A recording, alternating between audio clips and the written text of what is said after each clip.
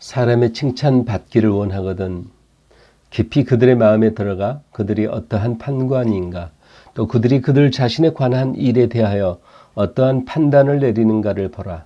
사후에 칭찬받기를 바라거든 후세에 나아서 너의 위대한 명성을 전할 사람들도 오늘같이 살기에 곤란을 느끼는 너와 다름없다는 것을 생각하라. 진실로 사후의 명성에 연연해야 하는 자는 그를 기억해 주기를 바라는 사람의 하나하나가 얼마 아니하여 이 세상에서 사라지고 기억 자체도 한동안 사람의 마음의 날개에 오르내리나 결국은 사라져버린다는 것을 알지 못하는 사람이다. 내가 장차 볼 길 없는 사람들의 칭찬에 그렇게도 마음을 두는 것은 무슨 이유인고, 그것은 마치 너보다 이 세상에 앞서 나았던 사람들의 칭찬을 구하는 것이나 다름이 없는 어리석은 일이 아니냐. 참다운 지혜로 마음을 가다듬은 사람은 저 인구에 회자하는 호모의 식구 하나로도 이 세상의 비애와 공포에서 자유로울 수 있을 것이다. 사람은 나뭇잎과도 흡사한 것, 가을바람이 땅에 낡은 잎을 뿌리면 봄은 다시 새로운 잎으로 숲을 덮는다.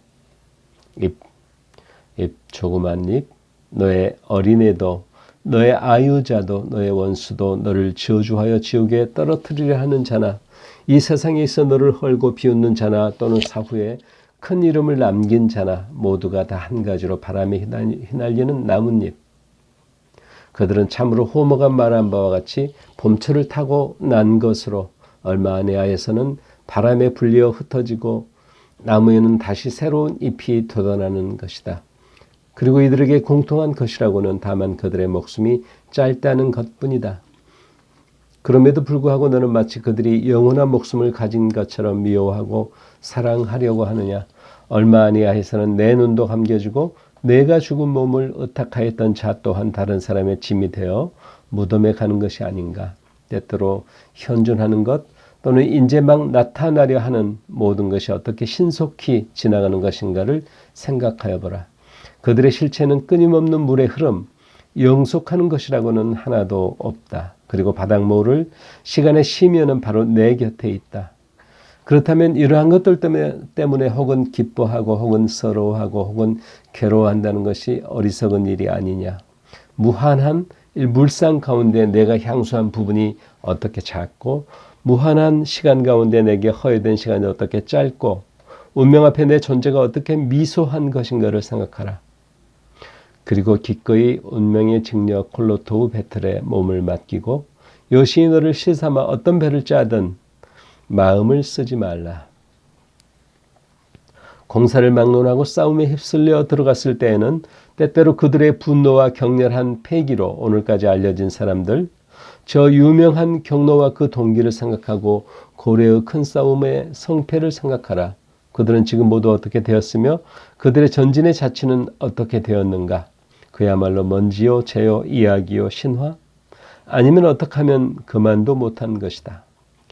일어나는 이런 일 저런 일을 중대시하여 혹은 몹시 다투고 혹은 몹시 화를 내던 내 신변의 사람들을 상기하여 보라. 그들은 과연 어디에 있는가? 너는 이들과 같아지기를 원하는가? 죽음을 염두에 두고 내 육신과 영혼을 생각해 보라. 내 육신이 차지한 것은 만상 가운데 한 미진, 내 영혼이 차지한 것은 이 세상에 충만한 마음의 한 조각. 이 몸을 둘러보고 그것이 어떤 것이며 노령과 애욕과 병약 끝에 어떻게 되는 것인가를 생각해 보라. 또는 그 본질, 원형에 상도하여 가상에서 분리된 정체를 살펴보고 만상의 본질이 그의 특수한 원형을 유지할 수 있는 제한된 시간을 생각해 보라. 아니 부패란 만상의 원리 원칙에도 작용하는 것으로 만상은 곧 진해요, 수액이요, 악취요, 골편. 너의 대리석은 흙의 경결, 너의 금은은 흙의 잔사에 지나지 못하고 너의 명주옷은 벌레의 잠자리, 너의 자포는 깨끗이 못한 물고기 피에 지나지 못한다. 아, 이러한 물건에서 나와 다시 이러한 물건으로 돌아가는 내 생명의 호흡 또한 이와 다름이 없느니라. 천지에 미만해 있는 큰 영은 만상을 초와 같이 손에 넣고 분주히 차례차례로 짐승을 빚어내고 초목을 빚어내고 어린애를 빚어낸다. 그리고 사멸하는 것도 자연의 질서에서 아주 벗어져 나가는 것은 아니요.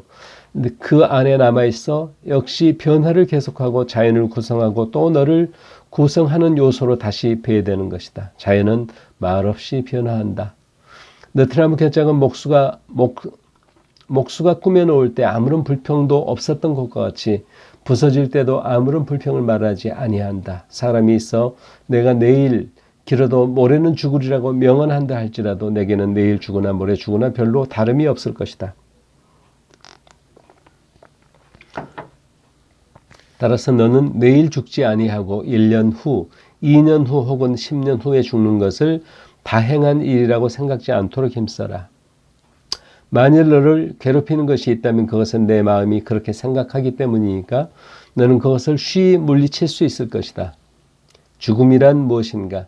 만일 죽음에 부수되는 여러 가지 외관과 관념을 살해하고 죽음 자체를 직시한다면 죽음이란 자연의 한 이법에 지나지 아니하고 사람은 그 이법 앞에 겁을 집어먹는 어린애에 지나지 못하는 것을 알 것이다. 아니 죽음은 자연의 이법이요 작용일 뿐 아니라 자연을 돕고 이롭게 하는 것이다.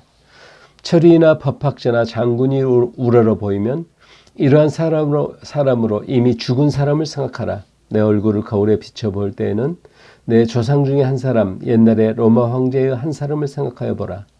그러면 너는 도처에 내 현신을 볼 수 있을 것이다. 그리고는 이러한 것을 생각하여 보라. 그들이 지금 어디에 있는가? 대체 어디 있을 수 있는가? 그리고 내 자신 얼마나 오래 머물러 있을 수 있는가? 너는 내 생명이 속절없고 너의 직무, 너의 경영이 허무하다는 것을 알지 못하느냐? 그러나 머물러 있으라. 적어도 치열한 불길이 그 가운데 던져지는 모든 것을 열과 빛으로 변화시키는 것과 같이 이러한 세상에 속사남아 그것을 내 본성에 맞도록 동화시키기까지는 세상은 한 큰 도시, 너는 이 도시의 한 시민으로 이때까지 살아왔다. 온 날을 세지 말며 그날의 짧음을 한탄하지 말라. 너를 여기서 내보내는 것은 부정한 판관이나 폭군이 아니요 너를 여기 데려온 자연이다. 그러니 가라. 배우가 그를 고용한 감독이 명령하는 대로 무대에서 나가듯이 아직 오망을 다 끝내지 못하였다고 하려느냐. 그러나 인생에 있어서는 산막으로 극 전체가 끝나는 수가 있다. 그것은 작자에 상관할 일이요 내가 간섭할 일이 아니다. 기쁨을 가지고 물러가라. 너를 물러가게 하는 것도 혹은 선의에서 나오는 일인지도 모르니까.